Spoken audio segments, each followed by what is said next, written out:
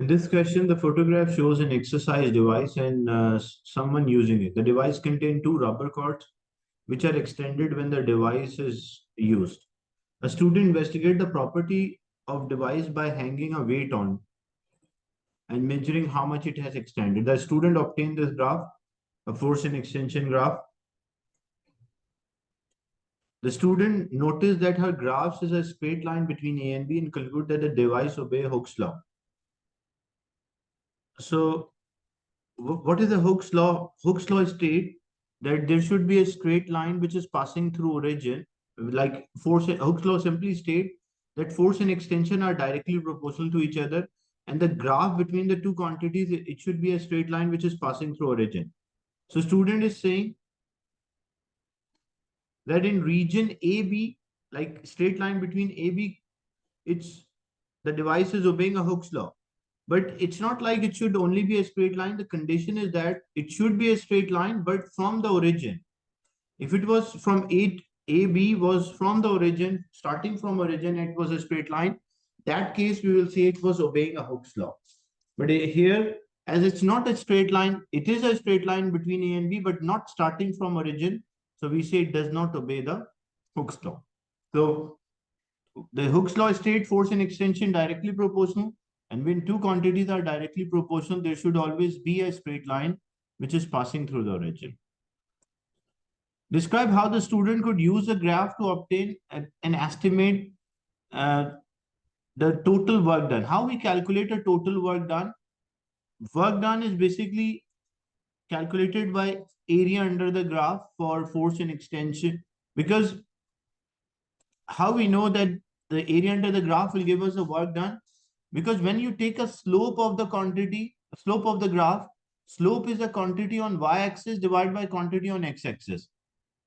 So the quantity on y-axis is force and on x-axis is extension. So it does not give, because to give a work, we should have either Newton meter or Newton centimeter, which because the unit of the work done is joules. So it should be Newton meter, means force into distance, not force divided by distance. So if I take a slope, the slope will not give us the work done, as it is the quantity on y divided by x is not Newton into meter, it's Newton divided by meter. But when we take area under the graph, area under any graph give us the quantity on y-axis multiplied by quantity on x-axis. So here, y-axis we have Newton, on x-axis we'll have centimeter. We can convert into meter, so Newton centimeter or Newton meter. So Newton meter will be joules. That's how it will give us. So what we have to do to calculate the work done, we have to take the area under this graph. So the distribution, like, and it's a non-linear graph. So one mark you'll mention, find the area under the graph. And second thing, you can divide into small squares or regular figures and then count the total number of figures, because it's a non-linear graph. If it was a linear graph, you can use a specific, like if it was a triangle, half base into height. If it's a rectangle, length into width, or trapezium, it will be sum of the parallel sides into height. So one mark for mentioning, finding the area, and then second mark, how you will do or calculate the area, as it's a non-linear graph. So for non-linear graph, what we usually do, we divide into equal, first we draw equal horizontal lines.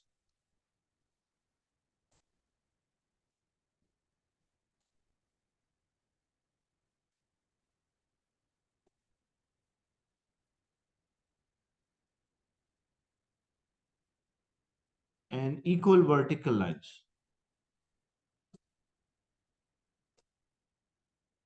As it's a non-linear graph. And then we count the number of the squares, number of the boxes. If it is, first we count for a complete one. And then we check whether it's half, like two combined.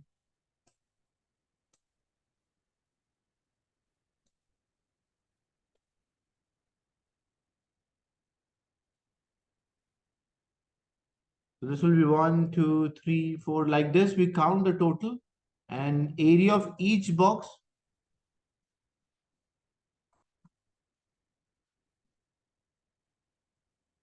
Area of each box, number multiplied by number of the boxes. you get the total area.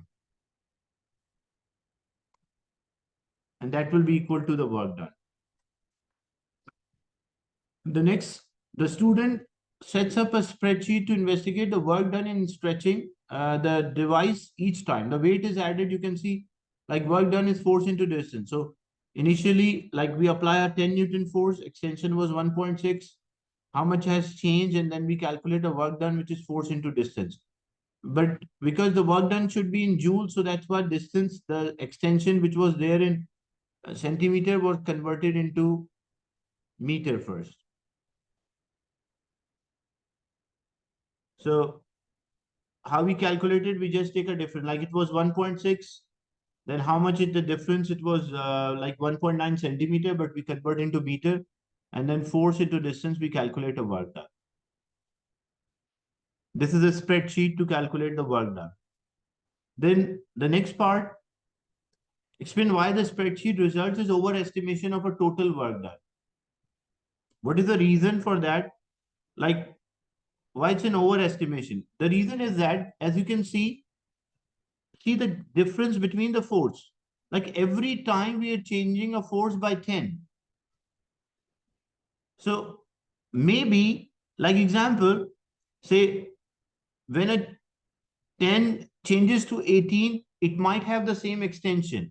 When 40 changes to say 47, it might have the same extension as 40 changes to 50. Because like a small change in the, so what we should do, we should have a small change in the force here because there's a large change in force, so the extension might not be correct. Like we may have the same extension at 49 and 50, or they're very close to each other. So as a result, the force which we are using is much higher than what actual force is. So when we calculate a work done is force into distance. If this distance might be same for like a force of 49 Newton and 50 Newton. So if the force which we are applying is more, the work done when we calculate, it will be very high. That's why it's an overestimation. So why it is overestimation? Because of the force, the change in the force, as there's a greater gap or difference between the force, change in the force, it might result in overestimation. So we use the maximum amount of force each time. It should be like small changes in the force should be there, so we can work out the work done correctly.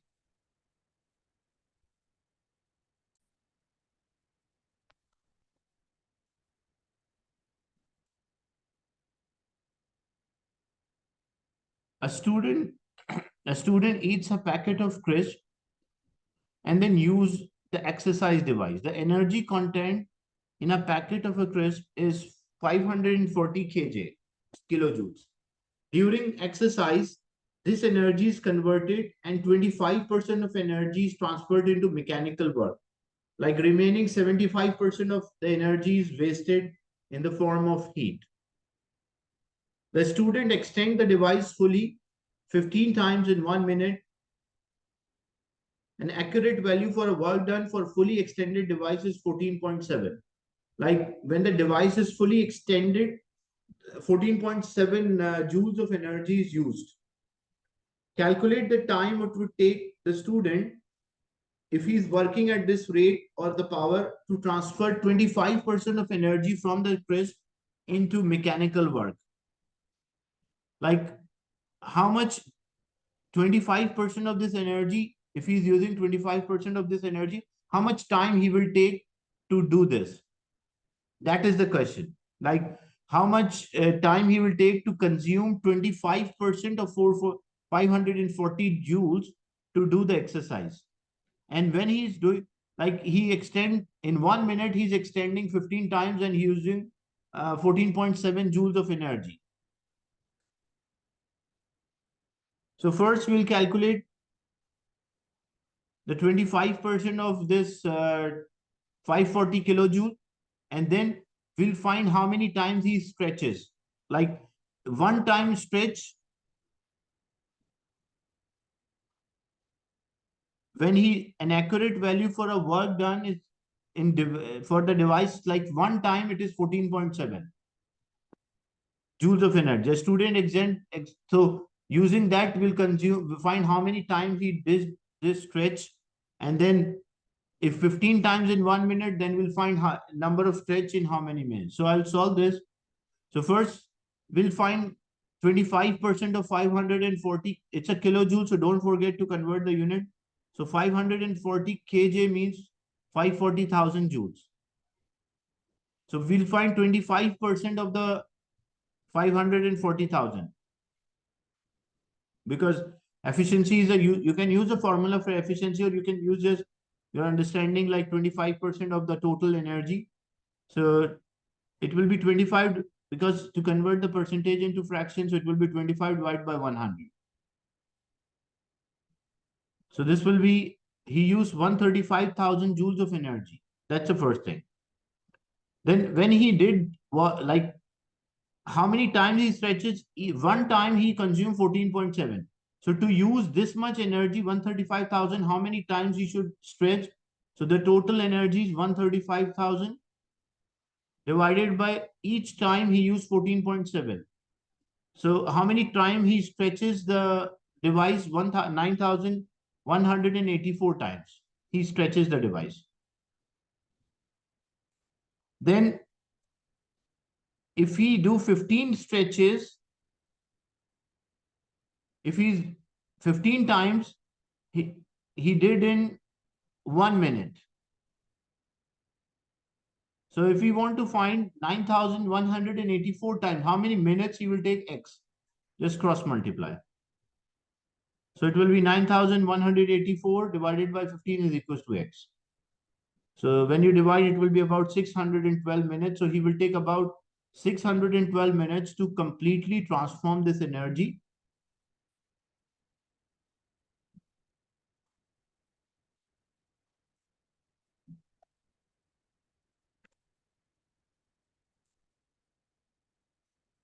Is it clear, this example?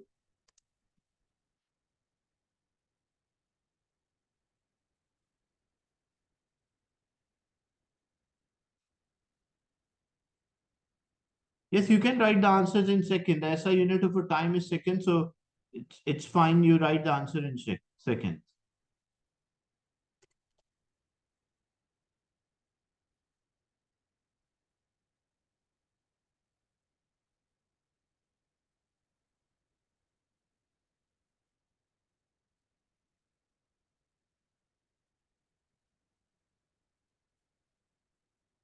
So the main question was like how much time he will take to consume 25% of the energy from the food to do this exercise.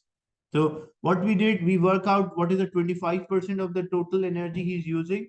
Then when he use energy one time, like 14.7 joules of energy is used for one time. So we find how many times he did this stretch or the exercise. And when 15 times he's taking like 1 minute to do, then 9,184, he will take X, then we'll get the answer in minute. You can write the final answer in second as well, that's fine. Explain whether more or less work would be done applying the same maximum stretching force for a similar exercise divided with a rubber cord twice the cross-sectional area. So as I mentioned, the work done depends on the force and the distance moved. So if we have a like large cross-sectional area, because thinner cords, thinner rubbers are easy to stretch as compared to thick. So the thick one will have a small extension as compared to the thin one. So as a result, when we calculate a work done, which is force into distance, we are applying the same force, same maximum stretching force. But for the rubber cords, when they're thick, as a result, it will be stretching will be less. So if we apply the same force, but stretching is less, as a result, smaller or less work will be done. As the work done depends on the force which we applied and the distance moved.